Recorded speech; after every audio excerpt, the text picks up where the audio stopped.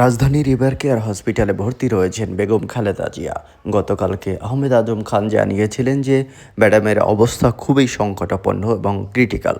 তারপর থেকেই কিন্তু বিভিন্ন মহলেই বিভিন্নভাবে বিভিন্ন মিডিয়ায় ছড়িয়ে পড়ে তাকে নিয়ে গুজব কিংবা বিভ্রান্তিকর খবর। তারপর থেকেই দলের মহাসচিব মির্জা ফখরুল ইসলাম আলমগীর জানিয়েছেন যে বেগম খালেদা জিয়ার শারীরিক অবস্থা ডাক্তার জাহেদ যেটা জানিয়েবেন সেটাতেই প্রচার করার জন্য। আমরা জানি আজকে বেগম খালেদা জিয়ার যে অবস্থা তাতে গতকাল রাত থেকেই গভীর রাত থেকেই কিন্তু নিরাপত্তার জোরদার করা হয়েছে এবং সেখানে অতিরিক্ত প্রশাসন, পুলিশ প্রশাসন সহ বিভিন্ন প্রশাসন নিয়োগ দেওয়া হয়েছে এবং হাসপাতালের সামনে কিন্তু কঠোর নিরাপত্তা বলয় তৈরি করা হয়েছে।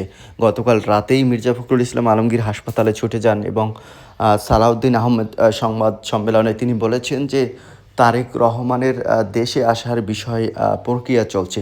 অর্থাৎ সব কিছু মিলিয়ে দেখা যায় যে বেগম খালেদা জিয়ার অবস্থা হয়তো একটু খারাপ রয়েছেন।